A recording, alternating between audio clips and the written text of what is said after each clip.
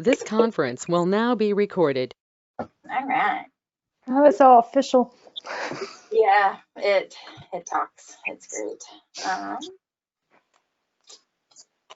What going on here?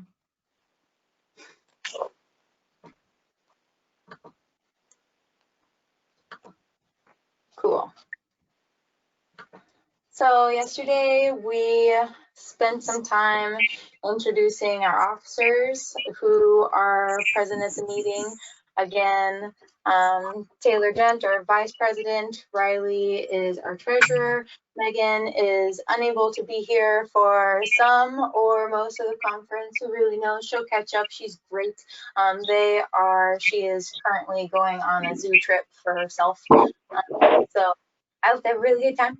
And then obviously me, Shannon, and I are president of the chapter. And so we talked a little bit about what we've done and what some of our dues are for, and just like how we can sort of expand our chapter, just a little bit about goals and what we've done previously. And so now I was hoping to get some input from everybody. I did put up the survey on our Facebook page that is going to give us a little bit more of your input on topics for our chapter meetings, as well as fundraisers, conservation organizations. It has a lot of the fundamentals like we saw, but this is kind of an in-person, just so I can bounce some ideas off of you guys. And then if you have any input right now, feel free to comment that. You can talk or put, we have a little chat room over here, so I'll kind of keep my eyes on it. But really, I would just like to get your input because there's a lot of topics. Zookeeping is like a crazy, ridiculous thing that just has so many freaking moving parts. So being able to talk about all of those things in the depth that you guys are expecting, or just kind of to your specifics, that's again what our chapter is for you guys. So we're trying to make it exactly what you want it to be. So some ideas for topics. I was thinking of a how-to series maybe, where we could do how-to of perhaps building enrichment, and we're on like a grand scale. So if we got some like items donated was the goal, water jugs, and we could make like large puzzle feeders for primate. We could do large PVC feeders, and that could be for like bear, tiger. We could have like a how-to series in that aspect. I personally have been doing a lot of exhibit design and exhibit maintenance at our zoo, and so I could do a how-to series of just different elements of exhibit design. A lot of power tool usage is something that is really cool. It's really important to our job, but so many people are not able, they don't have the time, or they have somebody else who can do it for them, and so they're kind of like, oh hey, I need your help. Okay, thank you, did it.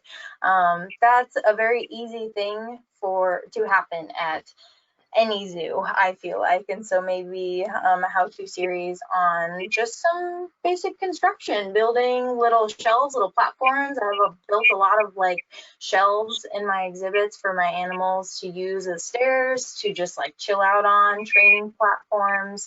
All of my primates have like little standing training platforms right now, except my lemurs, because they're just crazy. So we just are gonna do what we're gonna do with them. But perhaps a how-to series on something along those lines, where it can be a continual or an ongoing chapter meeting. So maybe we don't do it like every single month we have the same meeting topic, but it can be one that just kind of shows up and is a continual thing. If you're interested in these things, also feel free to chime in. I feel like I'm just gonna babble at you, but you know, that's what I do sometimes. That's how we get things done. So training. Yes, Riley. Sorry. Pitching in. I really like the exhibit design one and the power tool usage. We could also do something, I know Dave is very good about like building structures, large and small. We could also include like a small exhibit design or just like a, hey, this is how you play with, like epoxy or that kind of thing. And that would, fit into like the exhibit design thing, but that would be cool too. Cool. Mhm. Nice. So training specifics, I know, again, obviously I'm going to play off of my own strengths here because I'm the one pitching these things to you. If everybody else has ideas, by all means, I will listen to them, we will do them, and it will be great. But for me, training specifics, primates are a pretty unique beast to deal with when you're training.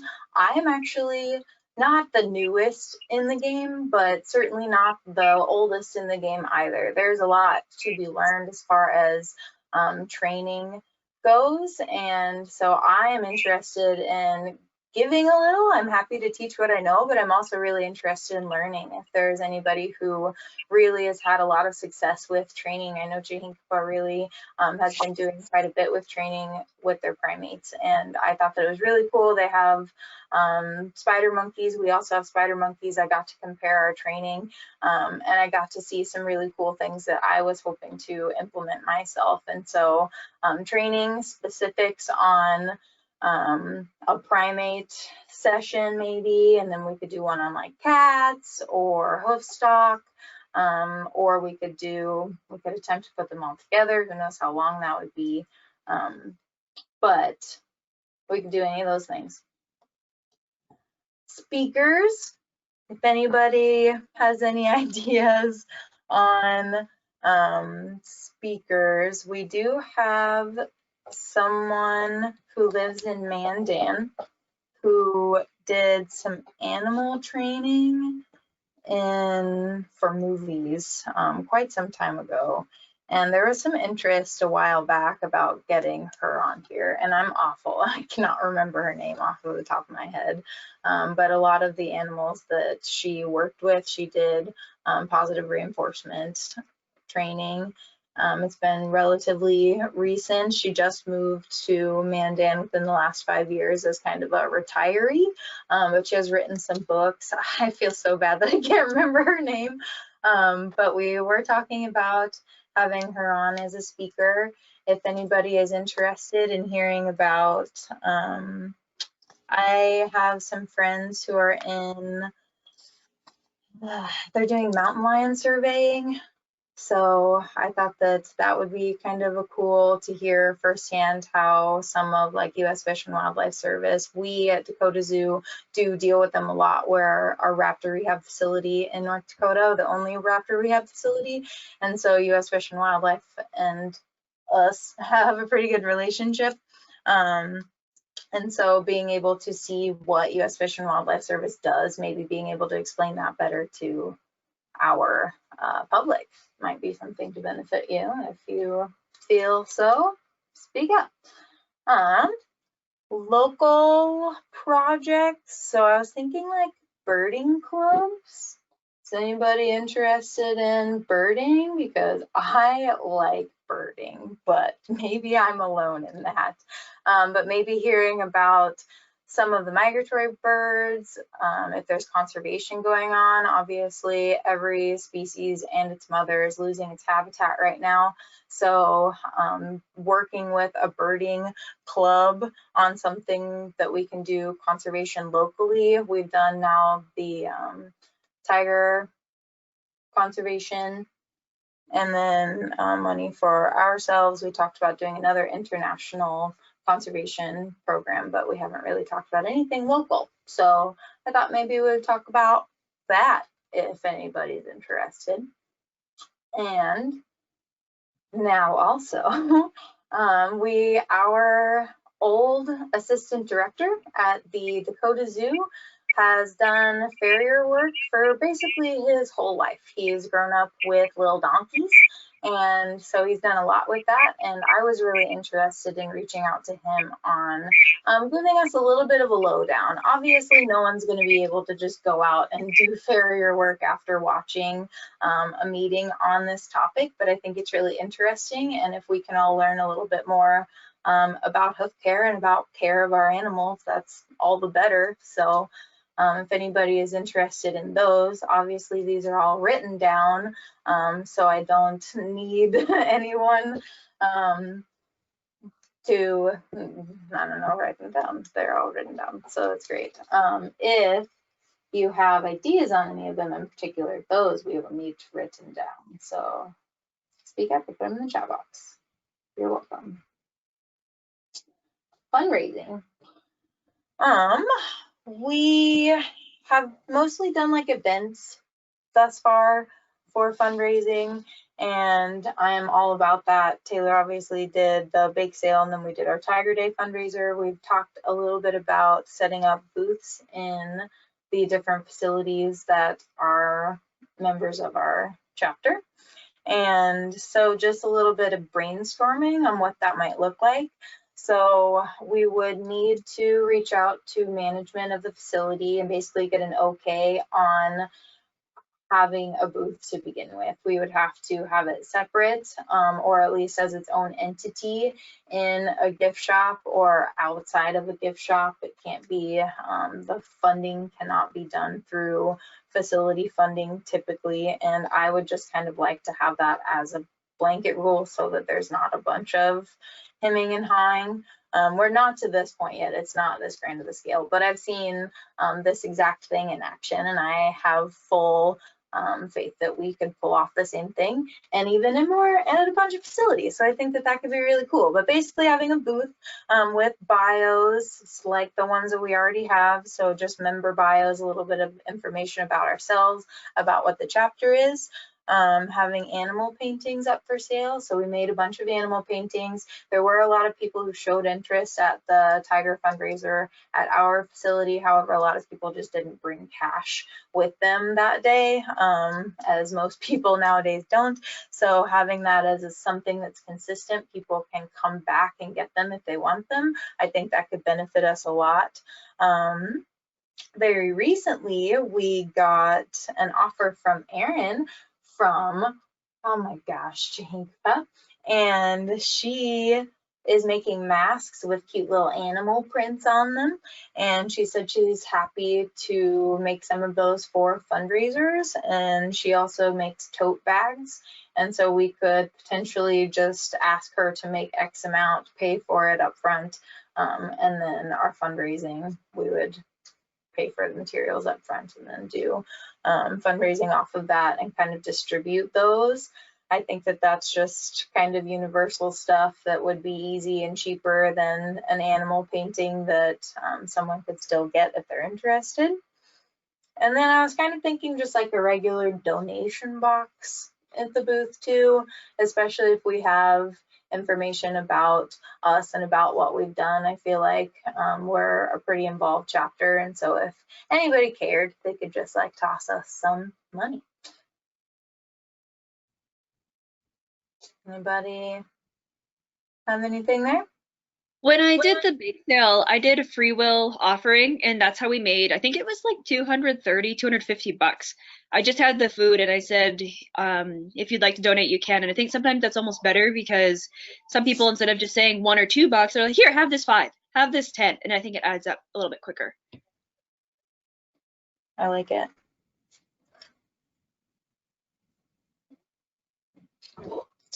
I know yesterday also we spoke a little bit about what some other AAZK chapters were doing, and I talked about how Topeka has this apron with like a hippo kiss on it and Christmas ornaments and just a bunch of unique different things. For this last fundraising event, Dakota Zoo, or basically I went to the store and I got all of our painting supplies for us and for Roosevelt Park Zoo, and the chapter paid for that. And so that's what I anticipate is for us to pay for the products of the chapter, and then obviously the profit that we make would go towards chapter or conservation money. So if you are farther away, I still plan to do that. We're still able to do that. You might have to buy it up front, but we could pay you back. I have Venmo. We could probably make that for the chapter. You know, with the way the world's going, Venmo doesn't seem like a bad idea for the chapter, but we can talk about that too. But it's a little bit about fundraising. So conservation organizations, these are the ones mostly that have been brought up thus far. And then again, this is all international stuff, which is not an issue. It's wonderful stuff still. I just did want to bring up the local conservation. So Ape Malaysia, that was actually not my suggestion. I didn't want to put my suggestions in, just to kind of see what was going on. And so that one I'm all for. I love it. Bowling for Rhinos, Cheetah, Conservation Fund, those are big ones supported by AAZK as a whole. So Bowling for Rhinos was really like the flagship conservation fund that they went with right off the bat, and obviously it does a ton.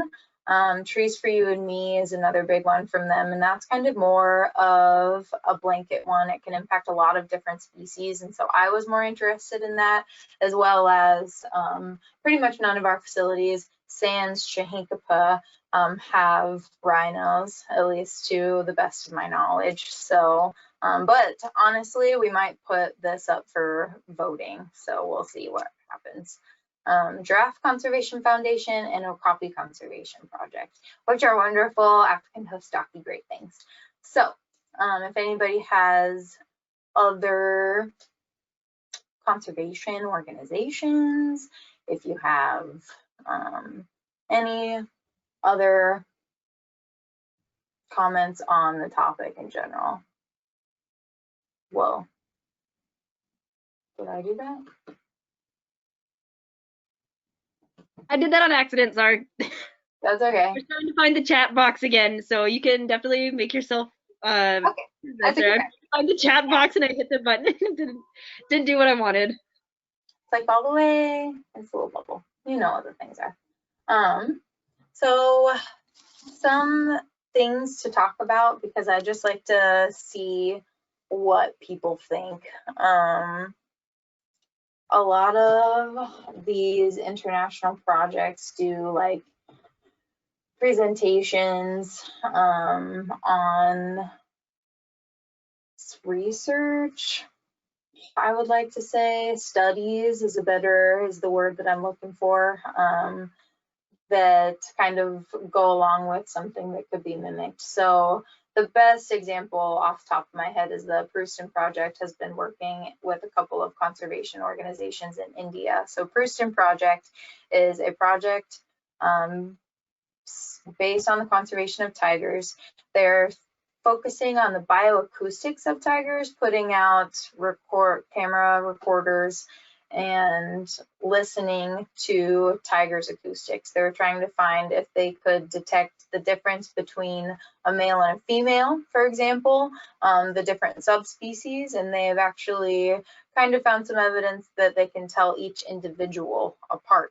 And so this would be really, really helpful for conservation, for surveying, because instead of invasive going in, basically going out to places where we're risking our lives, the lives of the animals, because we're kind of using these same roads that could potentially be the threat to the animal, we're able to kind of just drop in a recorder, listen to the area, and then you could potentially be able to see how many different species. Because it's not invasive, it's also more reliable data, because there's not a human impact on the thing. But Pruston Project was started at a zoo. That was something that a keeper was really interested in doing, and so they outreach to conservation organizations, etc. I hope that if anybody is interested in doing something really cool, if they have a really cool idea like that, you can just like come my way and we will work together as a chapter and make things like that happen. We've talked before about me at MyZoo doing a study on browse. That was something the assistant director at MyZoo at the time when she was at Roosevelt Park Zoo. There's a little bit of interwoven things here, but she was really interested in browse there. And so I had a lot of support from her. And I think that that really helped me kind of take off in what I wanted to do. I know it's not done yet, and a lot of times these things take time, but if you have other people who have done things like this, or you can outreach to other people, you see that it's something that you actually can do. Because a lot of times people are just like, oh my gosh, like that's not something that I can do. It's not something I would know how to do, all of these things. I've been talking with a professor at the college you may are here in town about how we would set up the study for it too. So that's a class that I took in college. I just need a little help, a little refresher, just to make sure I'm doing everything right. But that's all you really need to do these things, is just have an idea and then make it work. So that's the theme of our conference this year, also making it work 2020. So that is wonderful. That is pretty much what I have on our chapter goings on, and ideas for the topics. What did you put on here? Bongo surveillance project. That's cool. I also don't know if we want to focus on species that we have at our facilities. I feel like that would probably be something that we do. Taylor, are you meaning to be muted? I'm talking.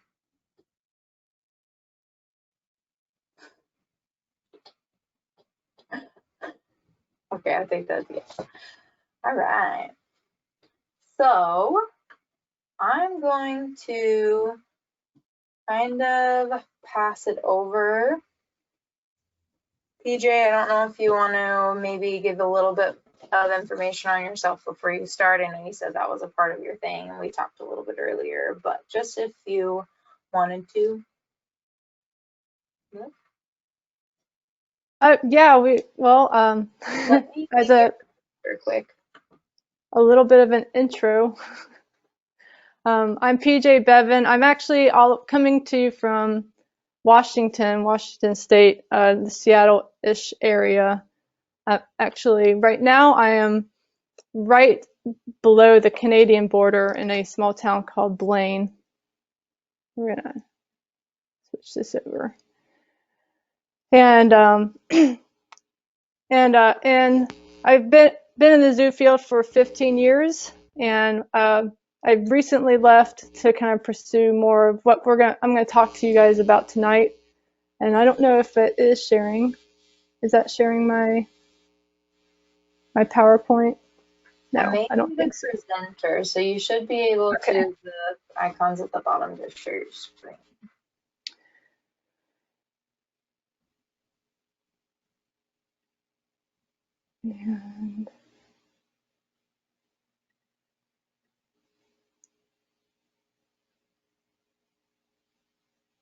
And I'm not seeing it. Okay. Are you? It's coming up and it's giving me the option, but then it doesn't. It is not. I'm not seeing it. Are you guys seeing a PowerPoint? No. No. Okay. Let's see.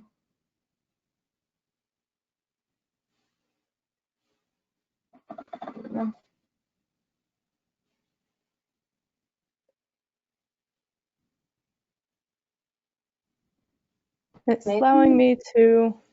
It's allowing me to choose it. There we go. And then it's letting me. And then nothing happens. I am. I take you off and then see if we can try it again. Presenter. Hi, this is me now.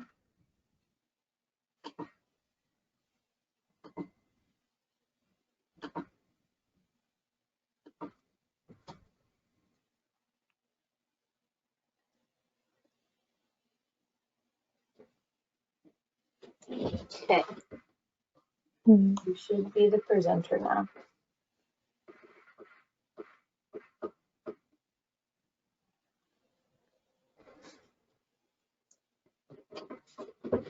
Share your screen.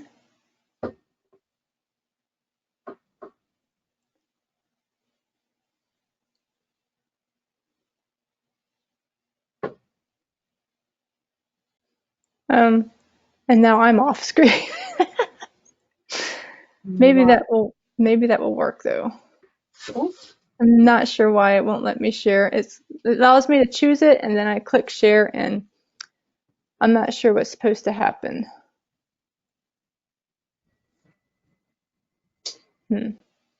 So is it the icon at the bottom with the 4? So I'm clicking share screen, Yeah. and then it gives me a choice of what to. Let me try this way.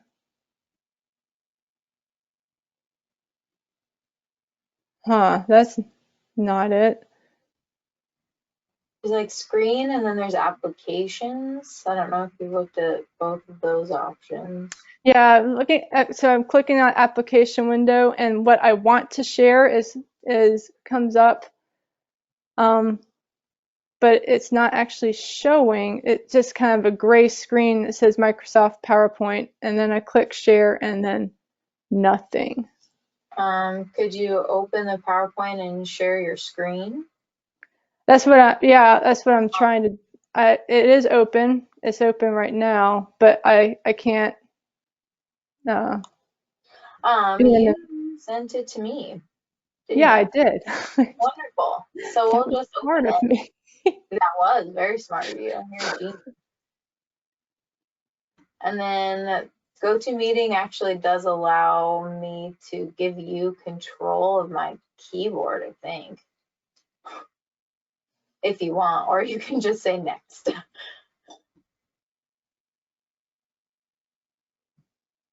I am currently downloading your thing. I'm not sure why it won't let me share. Stop doing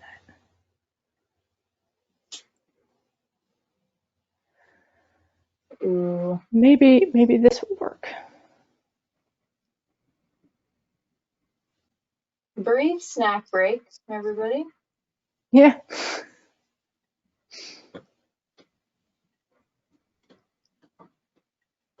Okay, I'm just gonna take it back because I got it up. Presenter.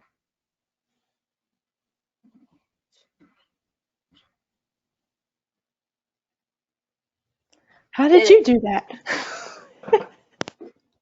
Took it.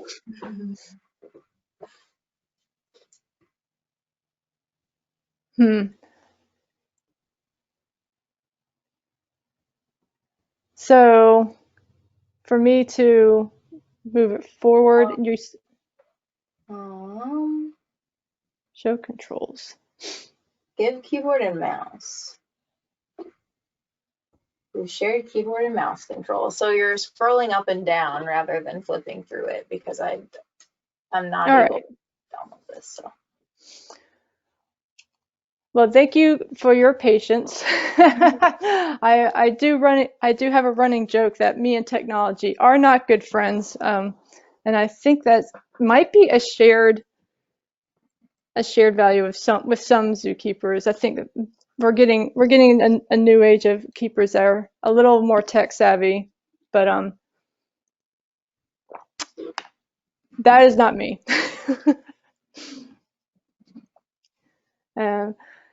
So I'll go ahead and get started. As I said, I'm PJ Beaven, and I'm with a program called ZooFit. But today I'm going to talk to you a little bit about one of the core principles of ZooFit, and that is what I call conservation fitness. So this is helping us connect to the earth in a healthy and positive way. And this is going to be aimed at you, but also in a way that you can share this information with visitors that come to your zoo. So I know that we are doing a little bit more social distancing, so we're not having to keeper chats or keeper interactions as much, or they are distanced, but still having that way to connect our zookeepers to the animals in a more personal way that can have a much greater impact, but also allowing us to shine through as our best selves, so that we can be there for the animals and be there to be radiant exemplars. So we're going to explain a little bit more what that means too. And yeah, just scroll down because I don't have it open on PowerPoint. Oh, what did I do? here, I can just do it. There we go. All right. Oh, that's going to be interesting, because I have some of these slides are going to be a little messed up then. Can we go back up? I think Am I doing it, or am I doing it, or are you doing? You are. Okay, so some of these slides are going to be a little messed up, and I'm not sure what I'm doing now.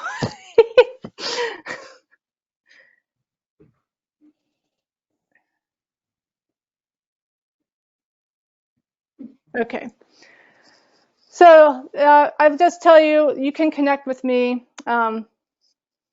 Yeah, some of the slides are going to be a little messed up because there isn't going to be the animation feature. But if you'd like me to send this to you, feel free to reach out to me.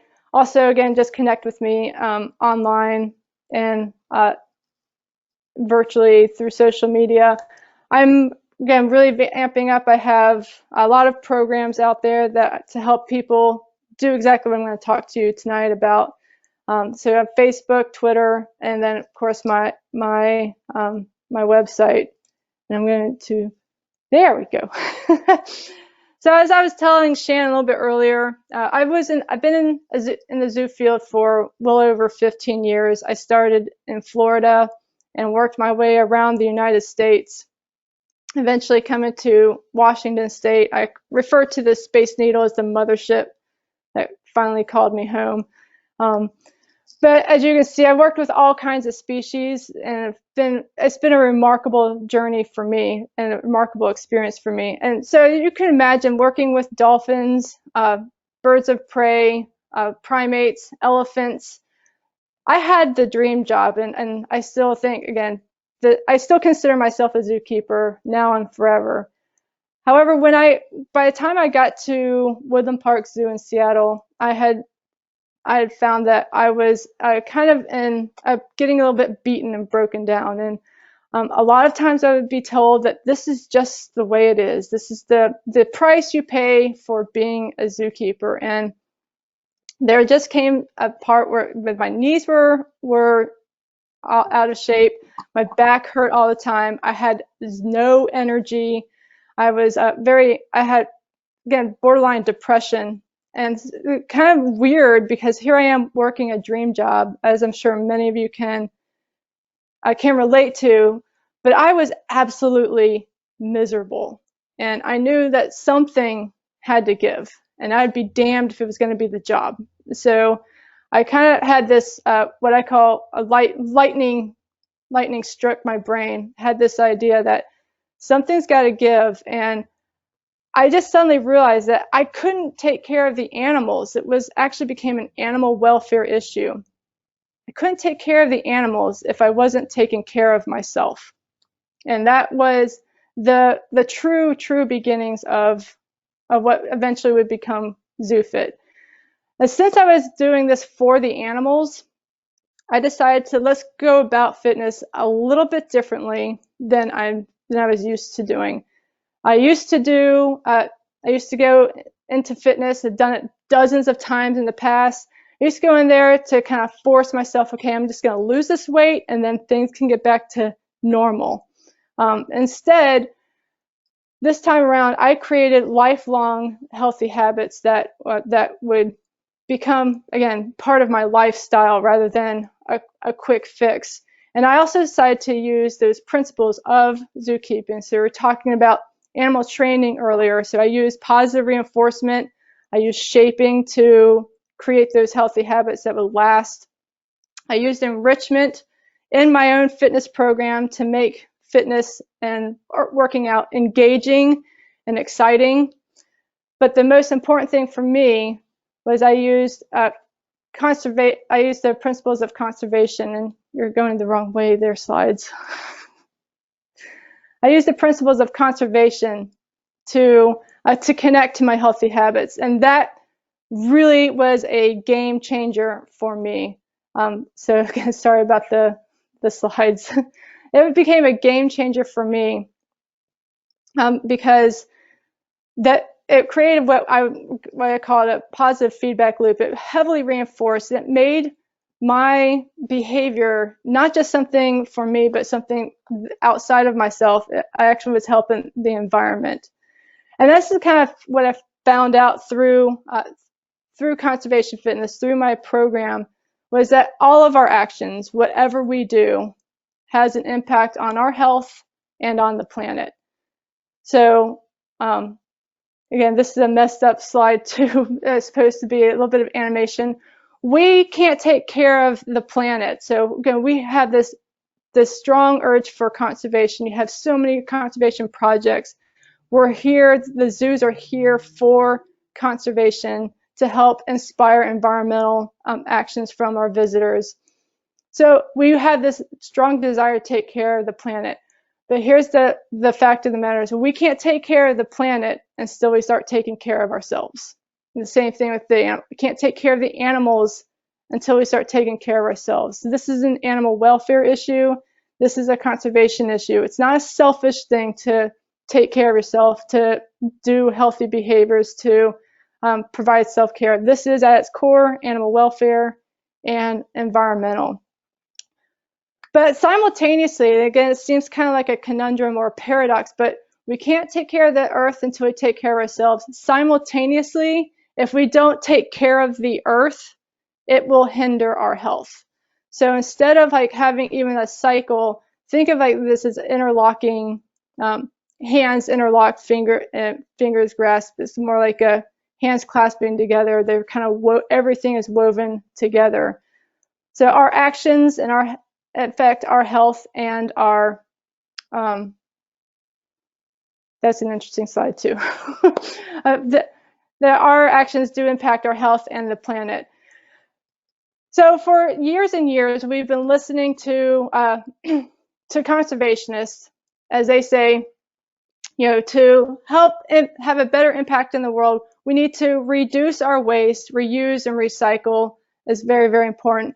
Cut down our carbon footprint so that we can, driving less, using our cars less, and conserving energies, cut down that carbon footprint.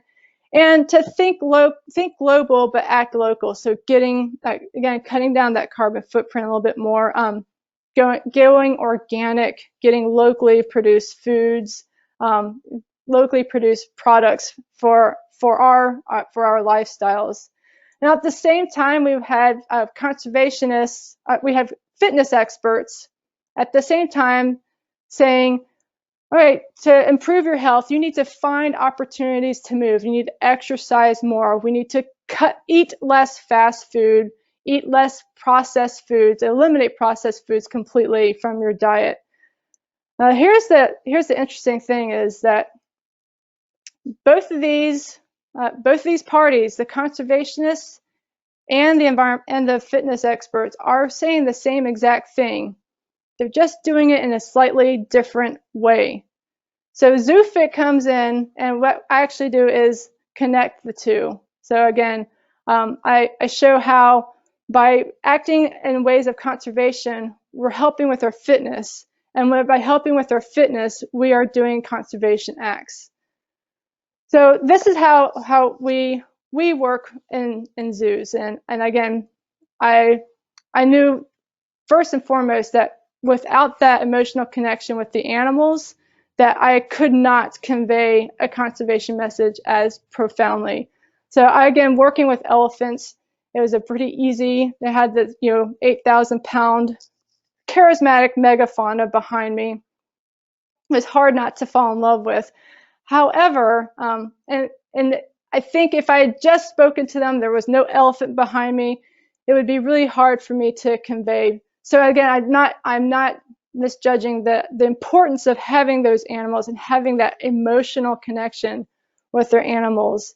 However, I have found that in today's world, Sorry. go back.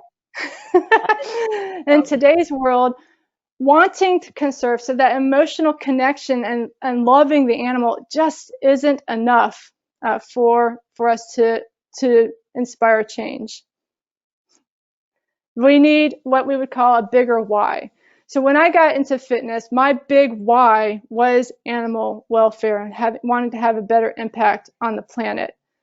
And that particular why was big enough to help me to help sustain what I wanted to do for fitness and for conservation.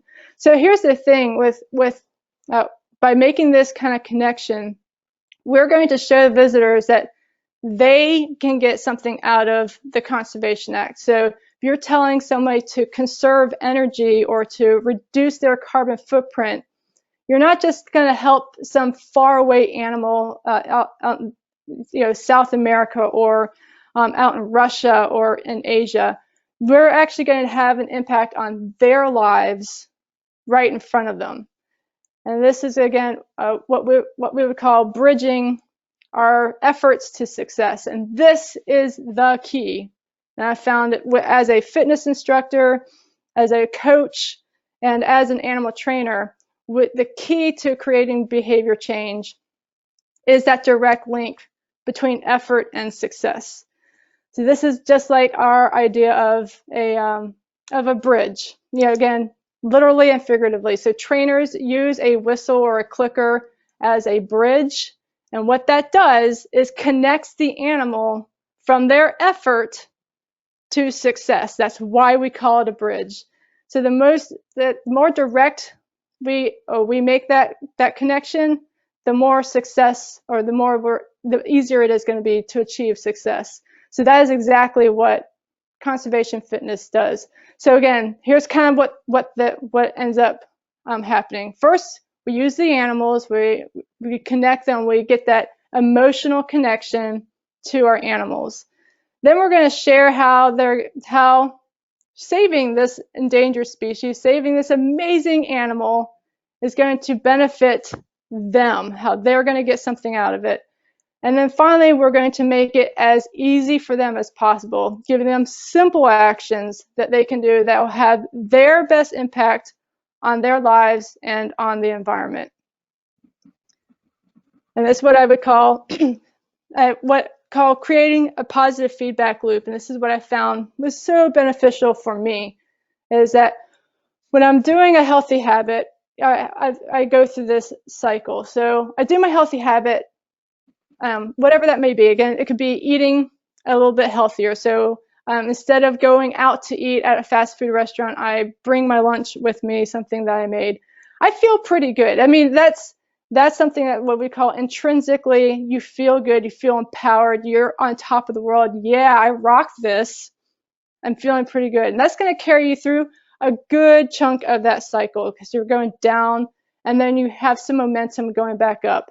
However, when you hit that upward curve, this is where we tend to hit some roadblocks. And again, that can be a form of temptation, lack of motivation, or something else, something more enticing, more reinforcing. So you may have wanted to go to bed at an earlier hour, trying to get 8 hours of sleep, but then you start watching Netflix, and you have that. But there's one more show, and they ended on a cliffhanger. That's where we struggle, and we hitting that roadblock that breaks us away from that healthy habit. So what conservation does is it helps bridge through, it helps go over that roadblock or our temptation, whatever the course may be, by making it not just about me. This isn't just about me, it's about having my best impact on the environment. And that may be just enough to not just go over. Sometimes when that connection is strong enough, you can just pummel right through the wall, complete that cycle, make that connection, and continue on. So it gets easier and easier and easier because you're building more and more momentum by using conservation as your main basically as a reinforcer. So what I'm going to do for you tonight, I've tried keeping this to about 10 minutes a section, but I'm going to talk to you about 3 different ways that you can apply these ideas. So our 3 foundations of our fundamentals are our healthy habits, our eco wellness is what I call it, our nutrition, or what I call eating green, and then our exercise. And in this capacity, I call it enriching our health. So big question for you. I know some of you are not on video, but is this okay? Are you guys ready to learn a little bit more about this? Are you excited? Yeah, I like those thumbs up. Good. So first and foremost, I'm going to hearing voices too. I'm going to let you know there is no the way. I'm asked this as a fitness consultant and also as a conservationist. What's the best thing for me to do to have the best impact on the planet? What's the best diet? What's the best exercise? And my answer to them is always, it depends, because there is no one specific path to conservation or to fitness. It's what speaks to you on a personal level. It's what is sustainable for you. What is your best impact? And it's going to be different for everybody. So I'm going to share with you several ideas, but I want you to think about what works best for you from these ideas. And you don't have to do all of them at once. Again, you may want to try just 1 or 2 to find what path would be best for you, and then how you can apply it to your life. So first and foremost, we're going to talk about the true foundation, and that is sleep. So this is, again, a wellness habit that quite a few of us, including myself, have ignored for quite a long time. Even when I got into fitness, sleep was not very, very important to me until I learned a little bit more about it. And this is what we call the foundation upon which the other fundamental pillars stand. So without good sleep, without good rest, we just don't have the willpower or the energy to complete the other, complete exercise or eating well. Now, come to think of it, the exercise and eating well do support good sleep also, but without sleep, again, the other 2 are not even, are very, very much more difficult. The truth about sleep deprivation is most people do think that they are not sleep deprived. And there's an ancient saying that says, the more sleep deprived you are, the less you think you are sleep deprived. It's it becomes quite a vicious cycle. And there are a lot of people, and once again, I was one of them for quite some time, would think that we can get by on 6 hours sleep or less.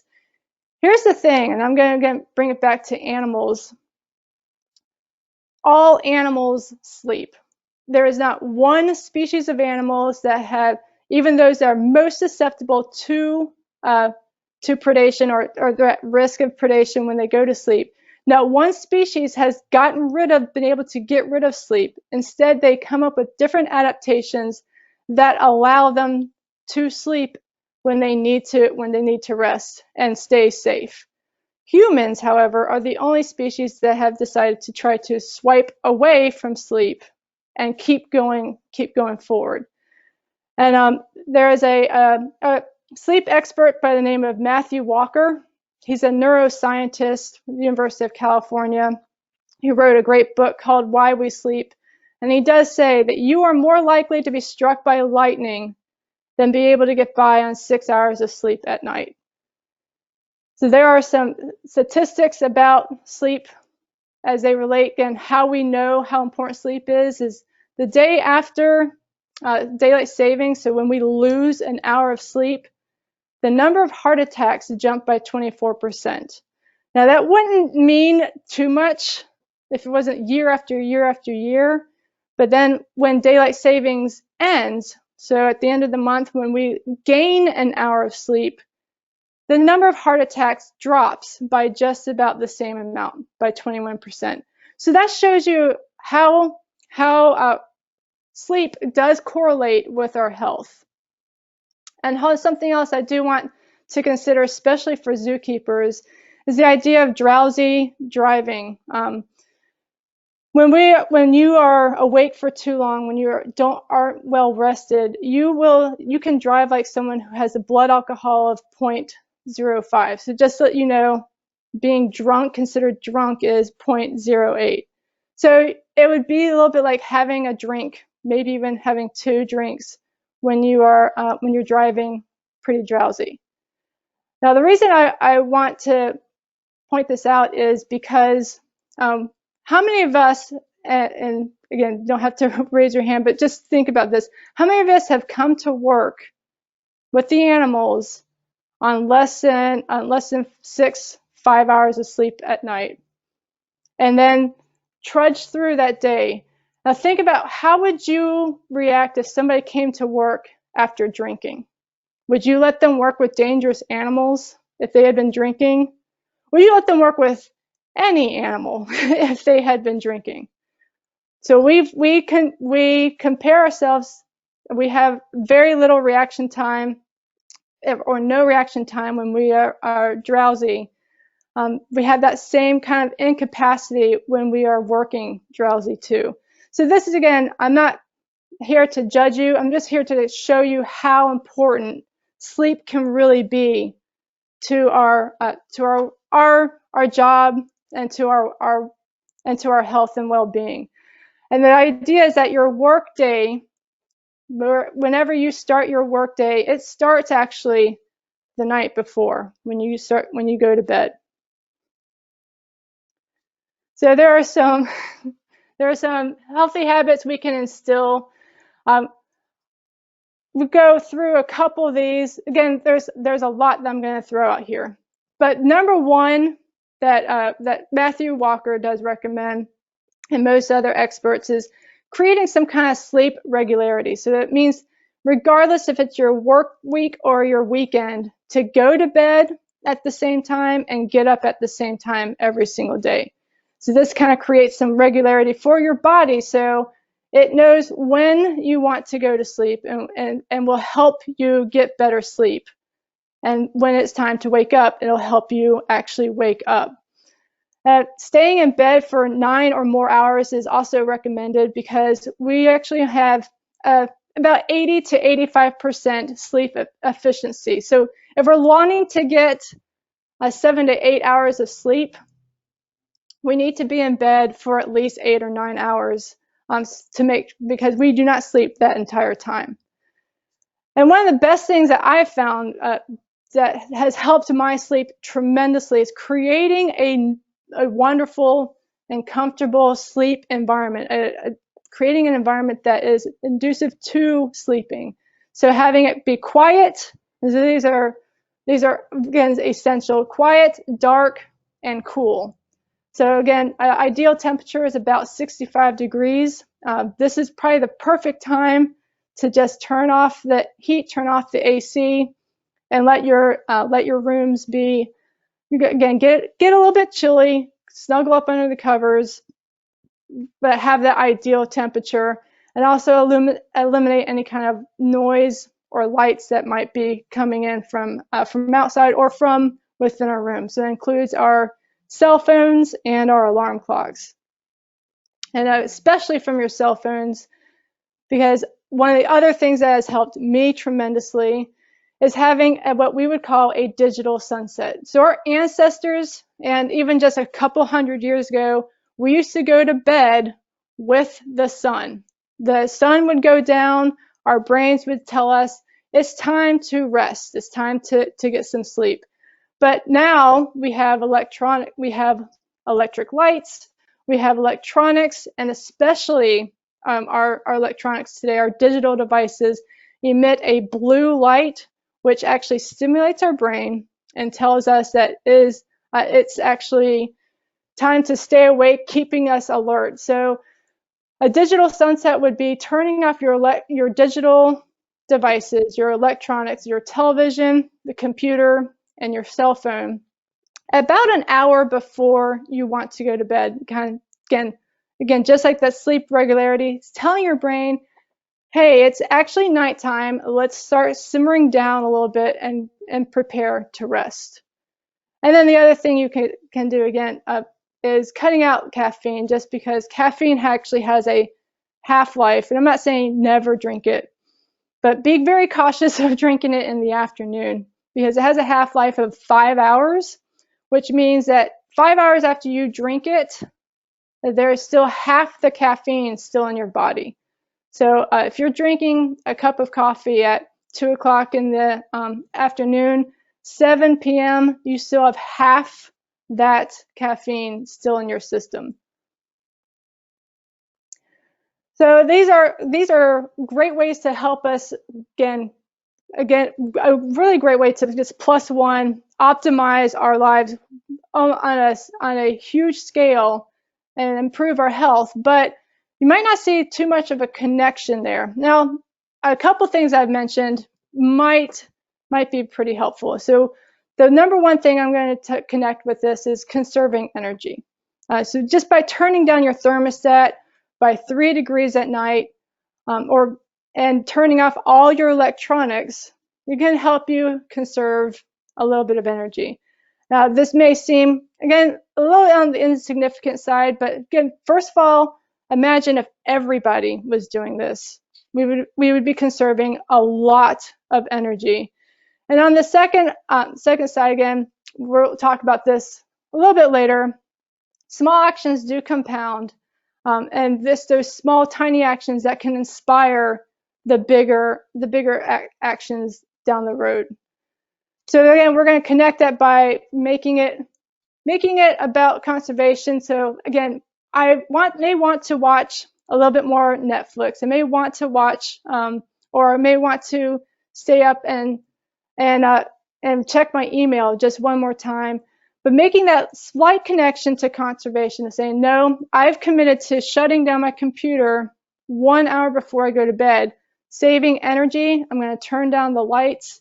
I'm going to make a comfortable and ideal sleeping condition, can have a huge impact and change the way you view this.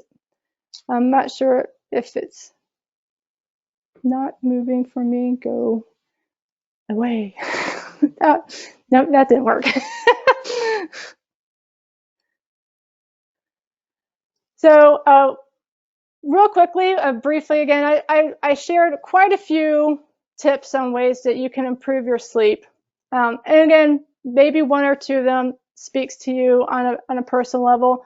Which one of these would you be willing to try? Again, either for a week, for 10 days, maybe even a month, to see if that helps with your energy, helps you improve your energy, and also creating that small change and impact on the environment. And you are welcome to tell me, or you can just think about it for yourself. But again, going to bed at a regular time. And I think do we have chat? You can throw it in the chat too. Actually, let's do that. Throw it in the chat if you have an idea of something that you'd be willing to try, and how would you connect it to conservation, for either for yourself or for your visitors.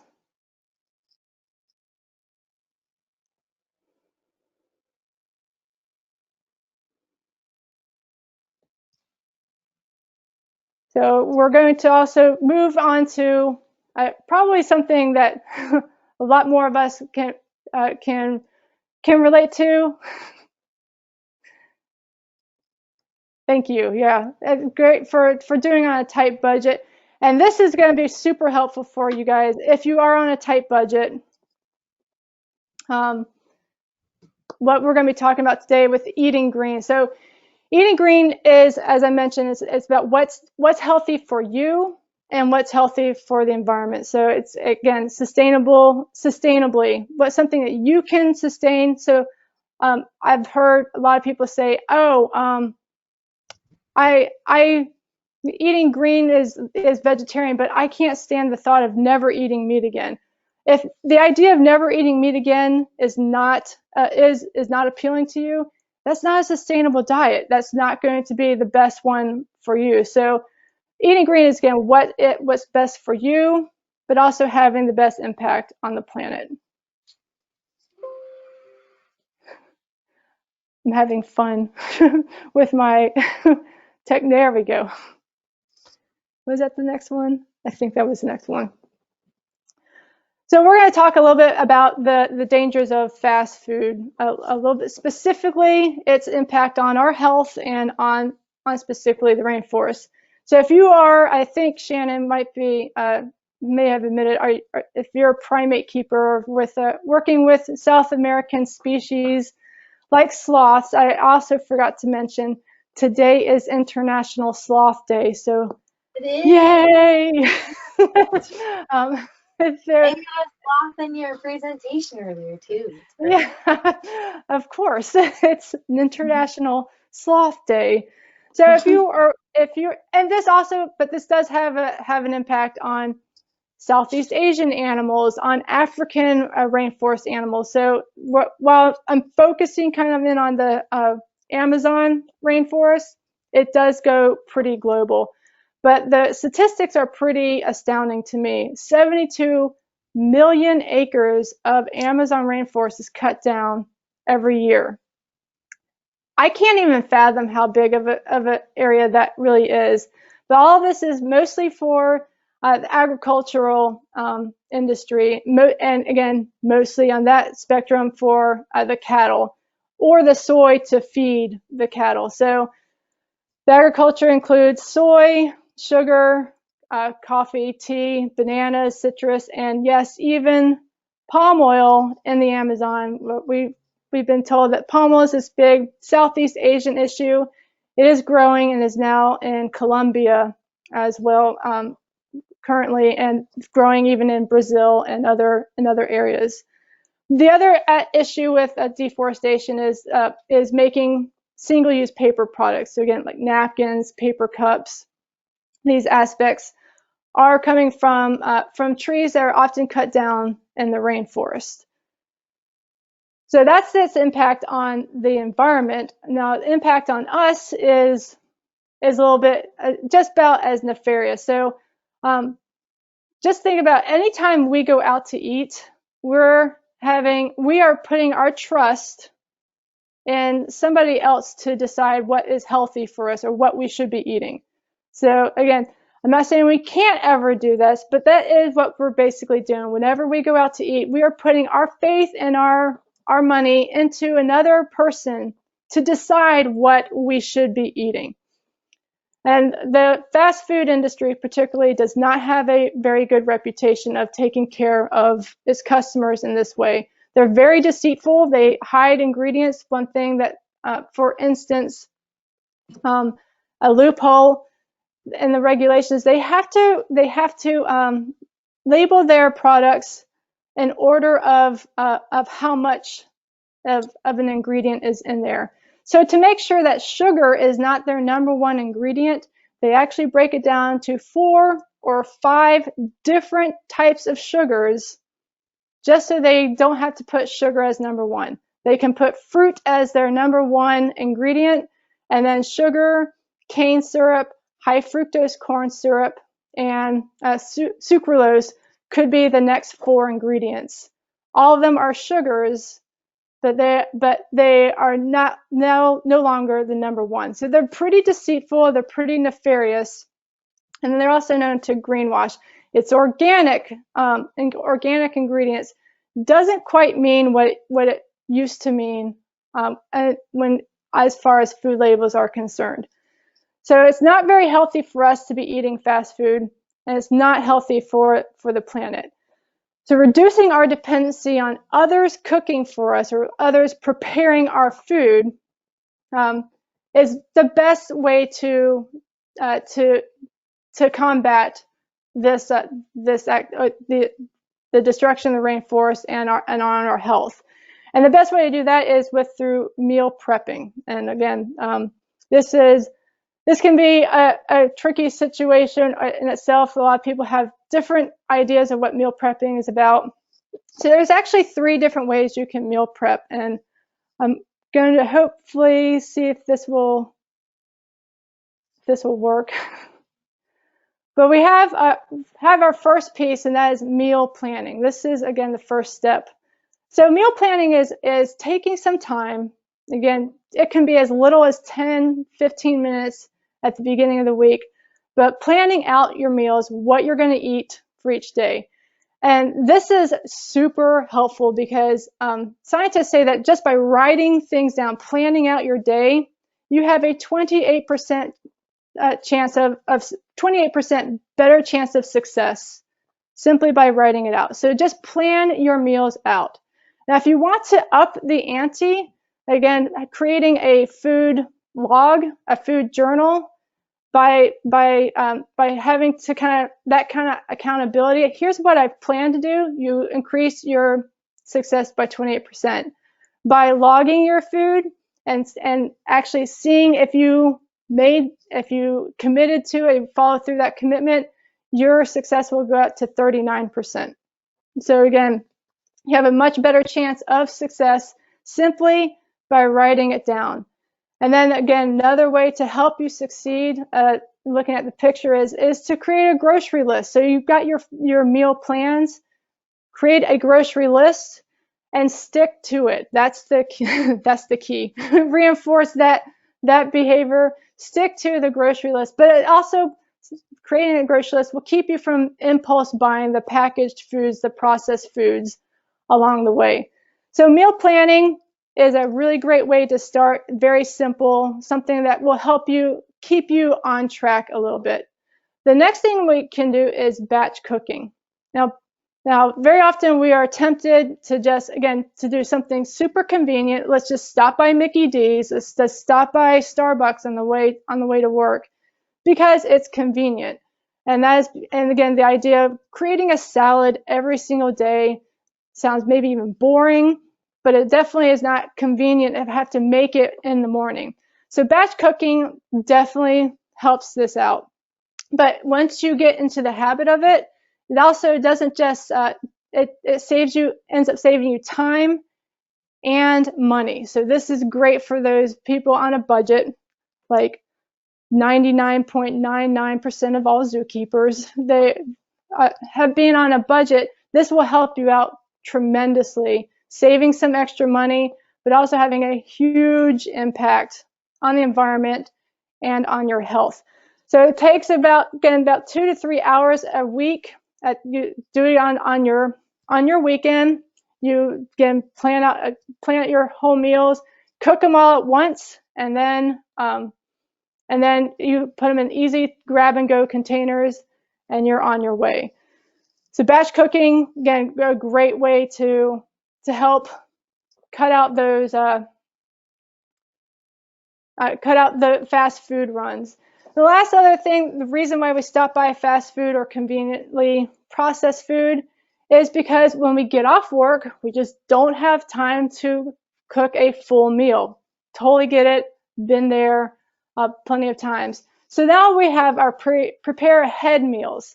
So what you're going to do here is either the night before or during your meal prepping time, you're going to look at your meal plans and say, okay, what are the ingredients I need? And you're going to prepare them ahead of time. Now, if you have a crock pot, this works great. You can throw the ingredients in first thing in the morning, turn it on low, and when you come home, you have a meal waiting for you. But if you're not comfortable with a crock pot or you don't have one, that's fine. You can still save a lot of time by having these pre-cut ingredients. You come home, super tired, again, throw the ingredients into a pot and have yourself a soup or a stew within 10-15 minutes rather than the 45 minutes it could potentially take to chop up when you get home. So This will also help because when you're on your way home, you might be tempted to get some fast food. You can tell yourself, no, I've got this amazing meal, home cooked meal of ingredients that I chose, that I know are good for me, that I enjoy, that are waiting for me at home. And it's not going to be long, or it's either ready when I get home or it's going to be ready in just a few minutes. Again, a great impact, saving you some time, saving you a lot of money in the process as well. Now we're going to how does this help the rainforest? Hopefully I can see again by reducing our dependence on fast food, reducing our dependence on other people cooking, we're going to be eliminating a lot of single-use products. So especially that paper product that contributes to deforestation. We're also reducing the impact from the agricultural industry. Even though we do have quite a bit of meat supplied throughout the United States still gets 20% of their beef from Brazil. So we are still importing quite a bit of food that is having an impact on the rainforest. And we're also cutting down on foods that are possibly being shipped around the globe. Now, there's other ways you can connect conservation to eating green too. Of course, there's the palm oil. It's in 75% of all processed foods. So if you eliminate processed foods from your diet, you have a better impact on Southeast Asian wildlife. You can cut out single-use plastics if you're working with penguins or other marine life. This is a good aspect to follow. Again, the single-use plastics has a huge impact on all marine life, not just sea turtles, not just marine mammals, but everyone from fish to penguins to the whales is being impacted by this.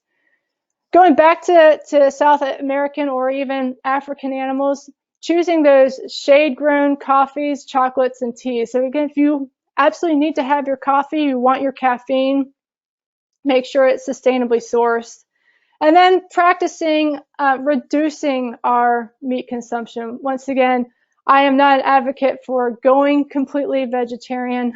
I believe that everybody's diet can have a good impact, but practicing meatless Mondays is a wonderful way to reduce our carbon footprint for any of our cold climate animals or any animal that we have in the zoo. I often say, which animal, who among us is working with animals that are affected by climate change? And everybody's hand should go up at that point.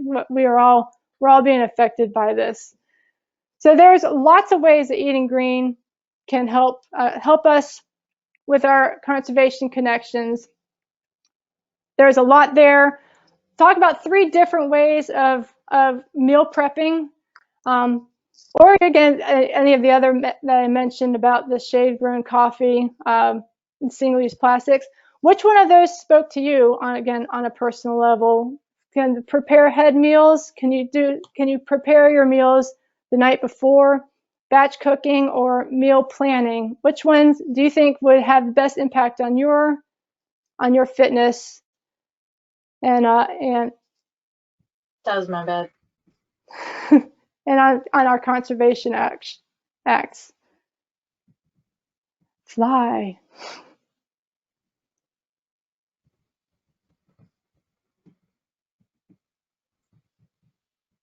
Up and away, web.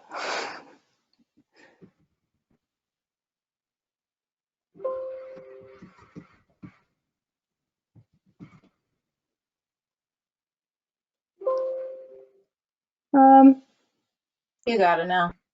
Okay. Well, you should. I should. Yeah. I should just not type. You might need to just click on the screen. It looks like your cursor's off to the side. Oh, okay. Maybe. Yay. So nope, it almost did it. Okay. Only a little though. Whoops. All right, we'll go from here. Our last one I'm going to talk about is what I call enriching our health, and this is is more geared towards our fitness, towards our exercise, finding leisure ways, but also creating a more engaging experience when we do work out. And first and foremost, one of my favorite topics to discuss is called experiencing nature. Basically, that little sticker says everything. Go outside and do things, and that's basically the whole. I could end right there, but we're going to talk a little bit more about how this can have a more positive impact. This is what I call passive conservation. So, and this is what zoos do so well.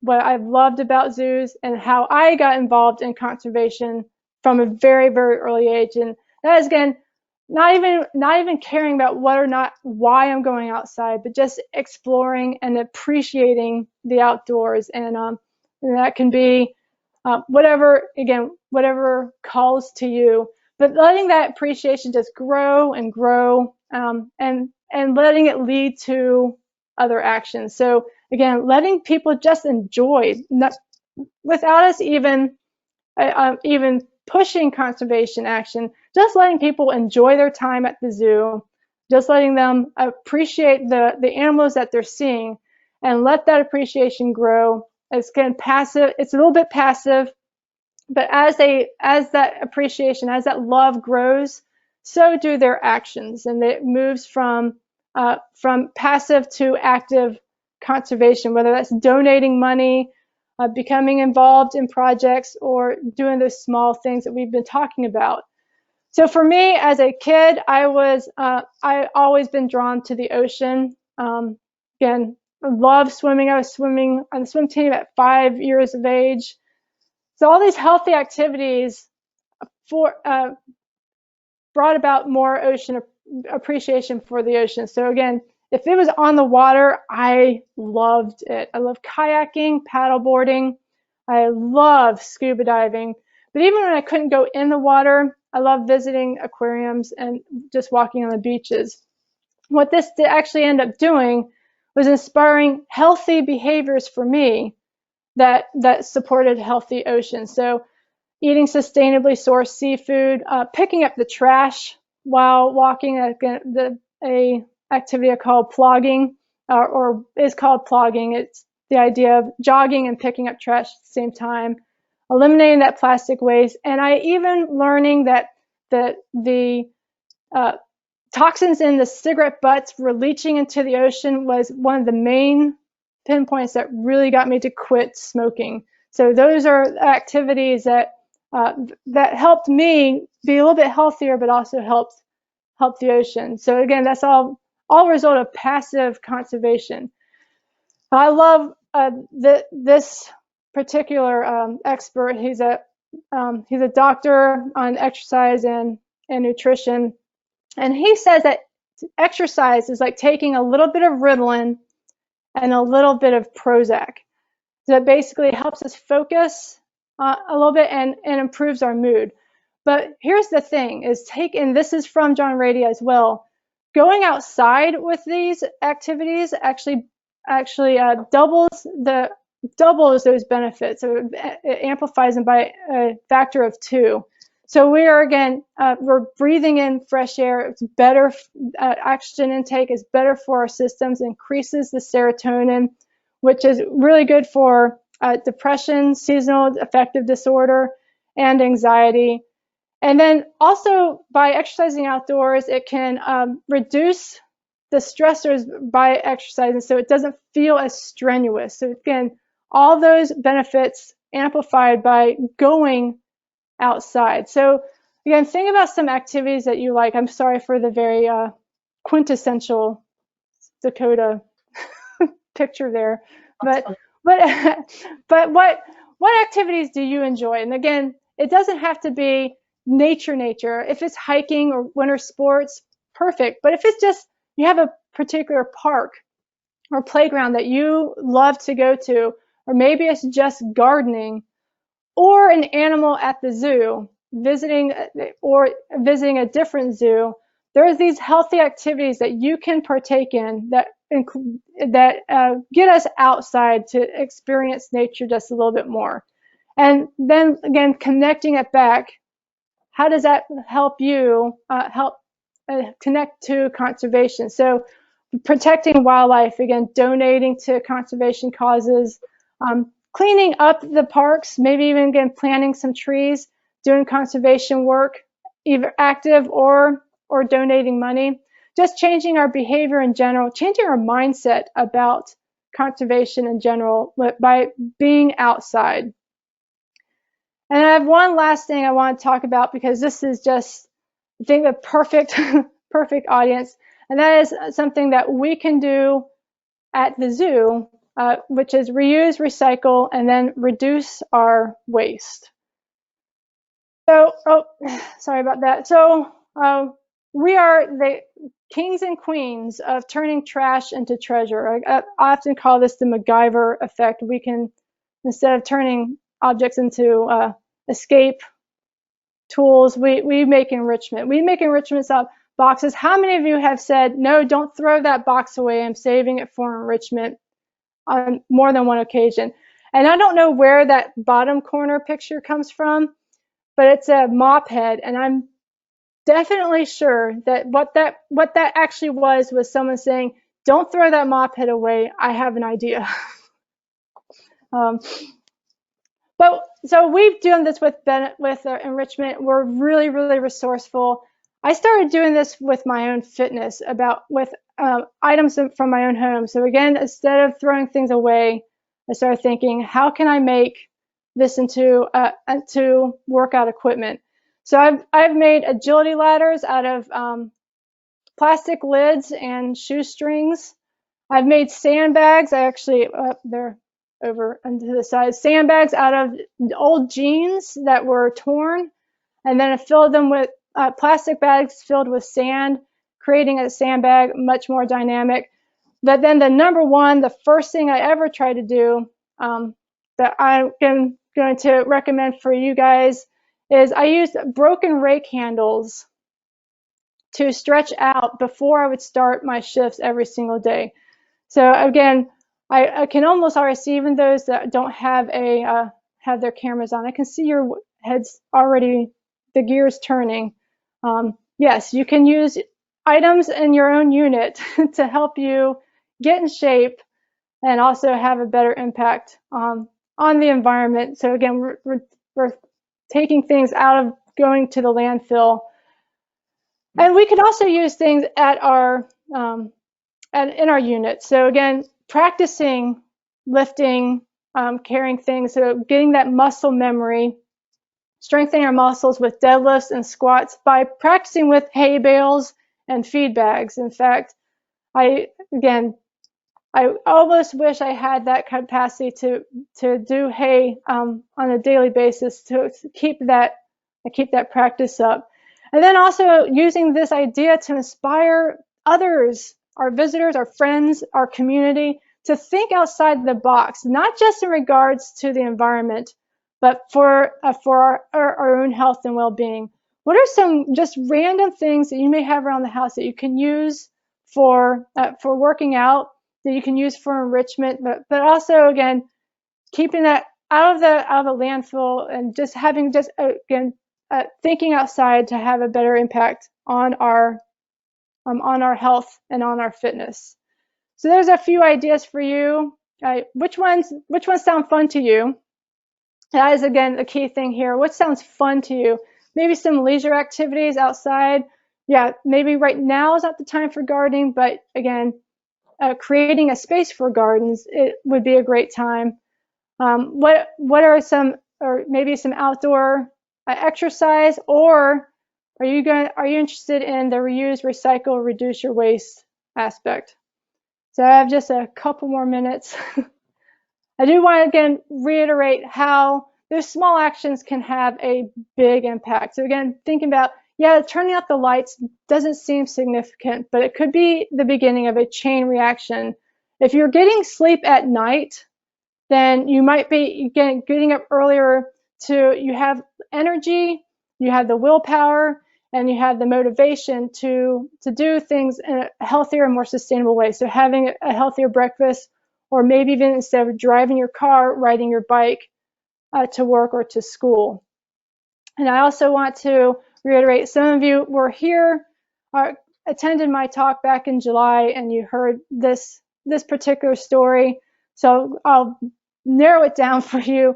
During a great forest fire, all the animals were fleeing, except for the hummingbird. The tiny, tiny hummingbird didn't flee the forest. She was flying back from the stream to the forest fire, dipping her beak in there, dropping one drop of water at a time, flying back and forth. And of course, all the other animals are dismayed. They are scared. They're frightened, and they don't think they can do anything. But then they see the hummingbird, and finally, the big bear asks, "Hummingbird, what are you doing?" And without stopping, she turns to her friends and says, "I'm doing what I can." And that is the most important thing for me, is to inspire that kind of conservation, that kind of mentality for us, for our visitors, and most importantly, to be the change that we want to see in the world. It's something that Mahatma Gandhi said. But I think, again, by shining bright, we're going to be radiant exemplars. It's a phrase I don't throw around very lightly. When we are shining bright, doing what we can, our tiny little differences that we're making, we're going to make a big difference in our animals' lives. We're going to inspire others for change, and we can literally, with that in mind, change not just our lives, we can literally change the world.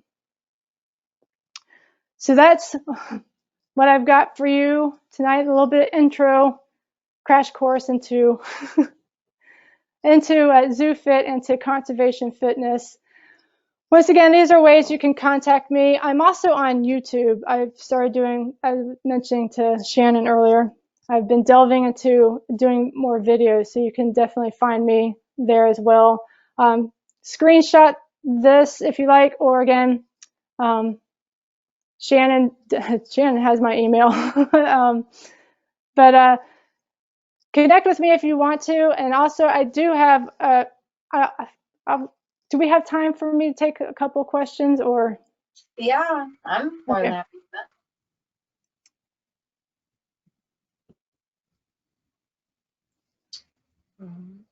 You don't have to chat them either.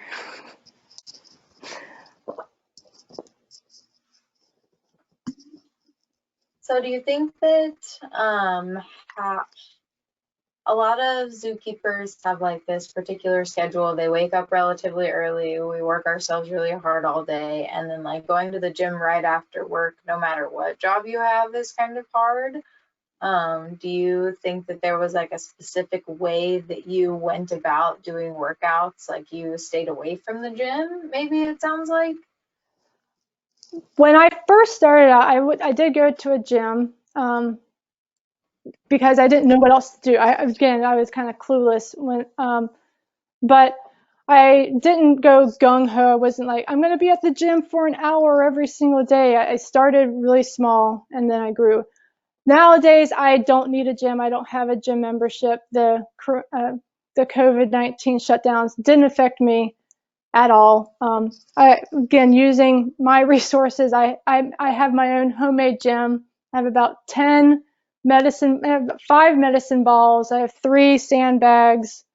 And then again, dozens of other items that I've made throughout the years that I don't have a need for a particular gym. But it was, again, starting small, so that just like, those small actions, let them compound, let them inspire bigger actions. And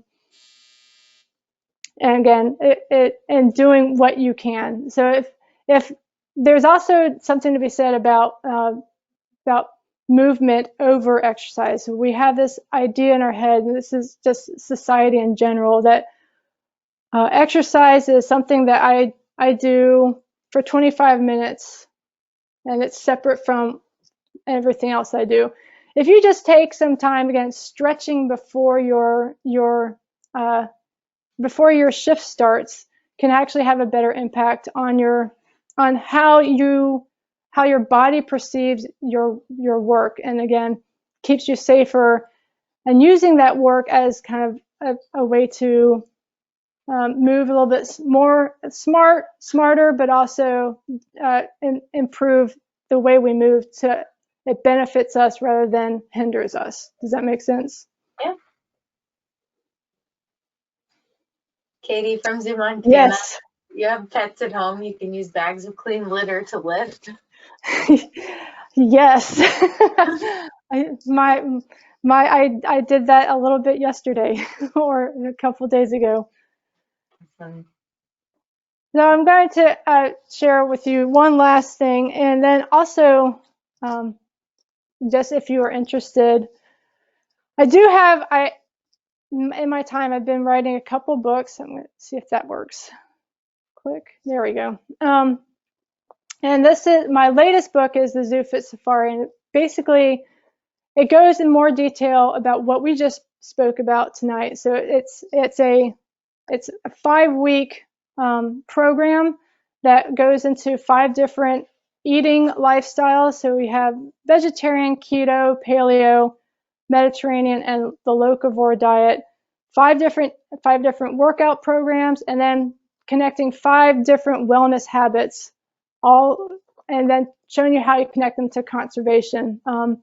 So once again, this is a great program, a great tool for those who are looking for what is the best way for me, what is your way, what works best for you, empowering you, and then also, again, that strong connection, creating that positive feedback loop. But I'd also like to, I'll go back to the email. If you would like, I actually do have books called Reuse, Recycle, Reduce Your Waste. It's got all the crafts that I've made. As a gift for you guys, I'm going to send Shannon 5 copies. I'll get your email. I'll get your address later, but I'm going to send her 5 copies. And if you would like one, let me know. And you can again, maybe want to use it as fundraisers, or you can use it again to create your own home gym, and then have that little small connection and creating a more what I call a more dynamic element to your workout. And it's time for my cats to eat now. Okay, thank you. No, that was great. I'm gonna take the mic back. Oh no, I think, oh heavens.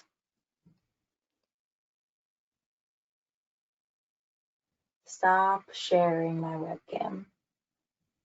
Nope. I know everything's great.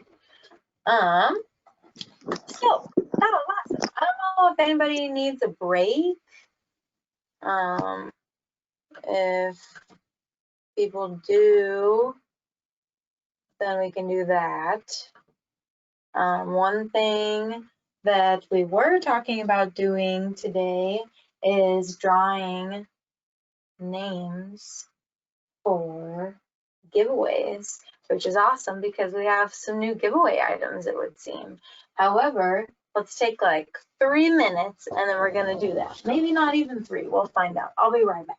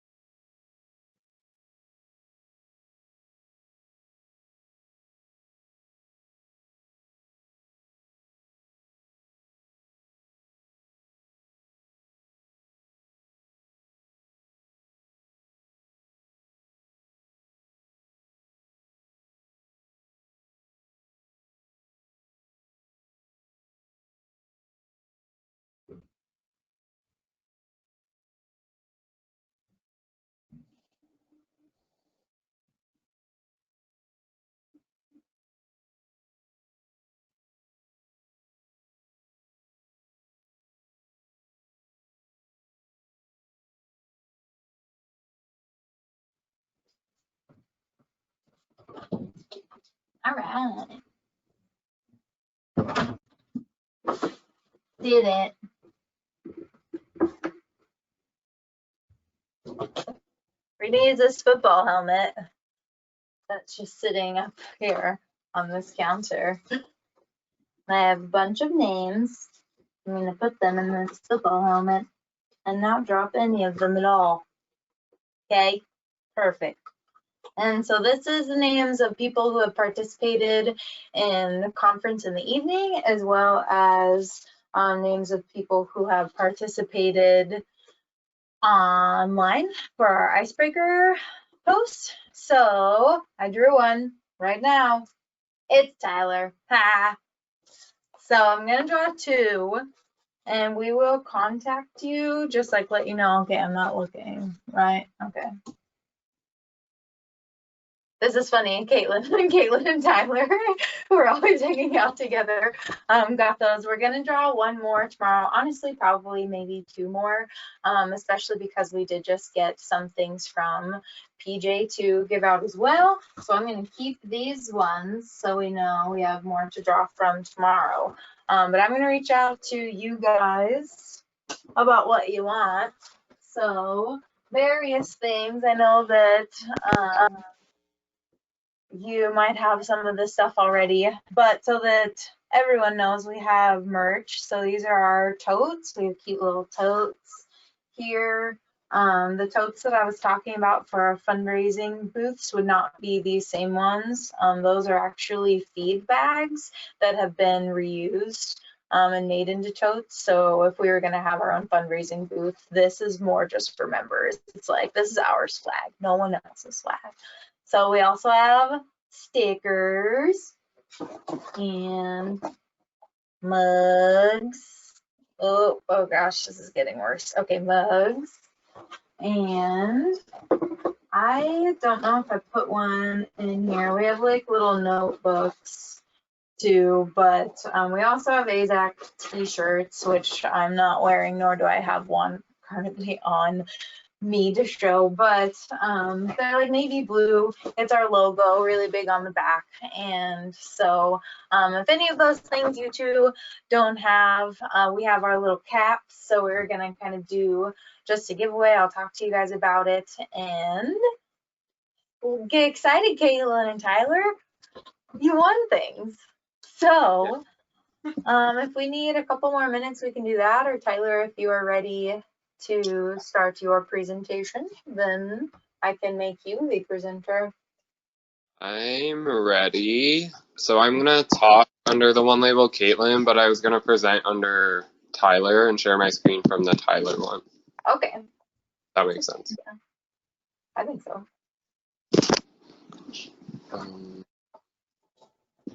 Okay. I made you the presenter. Hopefully this works. I just do that. Okay. Just that I'd say I like the African gray. Oh, cute! You noticed. This is Scooby. He's a recent rescue. He's older than I am. So we're still getting to know each other, but this is a good sign, so that's why he's here with me today, is because he's bonding. Congratulations, it's awesome. Thank you. Okay. So for anyone that doesn't know me, my name is Tyler Schneider. I'm the lead Asia keeper at Roosevelt Park Zoo in Minot. So under my care is more leopards, more tigers, bears, Siamese, white-handed gibbons. We just took over red pandas, and then our ring-tailed and black and white ruffed lemurs. My presentation is going to be pretty much about all of our animals except for red pandas. Mostly our gibbons, bears, and tigers though. So that's kind of the three I have on there. So that's Storm, our male Siamang, Goldie, our male bear, and then Victor, our male tiger. So kind of to start off is a little bit of my definition of unenrichable. I think we all know that no animal is unenrichable. Every animal does enjoy some form of stimulation. In our facility, the most kind of unenrichable animals that I'll be talking about are the animals that I take care of that have a high level of intelligence or a high level of strength that are kind of in outdated exhibits. So one of those animals for me that's pretty challenging to enrich is our male tiger, Victor, the one that you saw.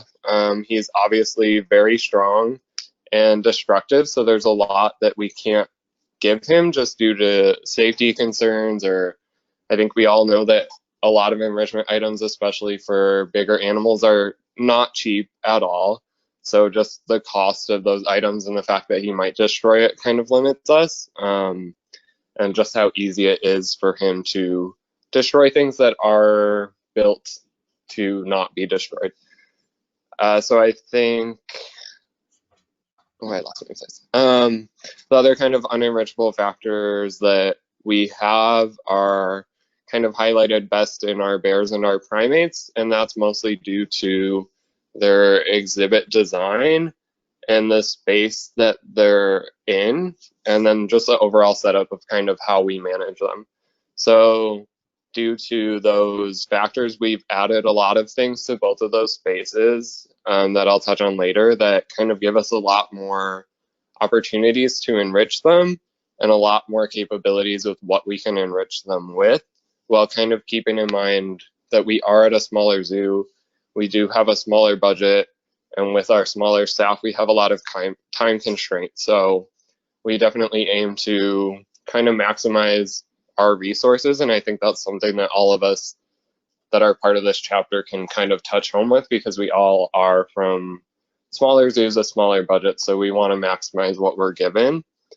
And we do want to repurpose items that we have around us and things that aren't that costly. That way we're not using a lot of money to buy things that we don't know if the animal's going to like, or if the animal's just going to go and destroy it like 2 seconds later. So for anyone that hasn't been to our zoo, this is a picture of the majority of our brown bear exhibit. The only part that's not pictured is their moat area that we use during the summer. So that takes up kind of the front half of their exhibit. There's a deep end that's probably right out of picture. And then the whole exhibit is that rock and concrete mixture. So prior to probably about 2 to 2.5 years ago, the platforms and the hammock that are in that picture were not there. Kind of 2 years ago, we worked with our maintenance and our forestry crew to add those platforms that are about 4 and 7 feet off of the ground. And then they added more posts so that we could add that nice fire hose hammock that, if they are so inclined, it does fit 2 bears. They have tried. It's definitely not something that I think that they all appreciate, but they've done it, so it is possible. And then off to the right side in that picture, we do have kind of a rock wall area that we put substrate in that could easily fit all 3 of our bears in it at one time if they wanted to do that. And then off to the right and behind one of those platforms, about 8 feet off the ground, we have 2 metal enrichment arms. So I think we're all pretty good at imagining things. So if you take all of that out and look at this picture, there's obviously not many areas that we can hang things for our bears. There was not many places to hide their diet or add things to their exhibit that they could interact with, and not just kind of set it out there for them. So these are some of the pictures of the additions. So now with those black enrichment arms up in the right corner, the biggest thing that we have the ability to do is to put different items that we might make for them. So a few of our recent ones are like a jolly ball feeder. We bought a forage ball for them. We have a pretty steady supply of like white barrels or even boxes or anything that you can really think of for them, branches, whatever. We can hang that above their heads in a way that's safe for them and safe for the exhibit.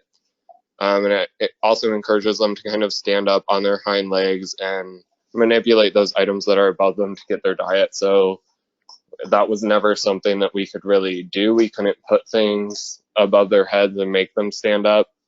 That's obviously an important kind of motion for all animals to do every day, just kind of use all of their range of motion. So having added that is a really nice opportunity for them. Then kind of having that small space that you saw, and we do have 3 adult brown bears. We have obviously had some social tension over the years. So since adding that and adding more places for enrichment and diet items, we've noticed a lot less tension and a lot less altercations between our bears. So that helps make their breeding season less stressful on our bears and a lot less stressful on us. I think we can all easily tell that that's something that's going to improve their welfare. They're a lot more comfortable with each other. They're a lot more comfortable with us having added all this stuff. So on top of those enrichment areas, that bed I was talking about right now is filled with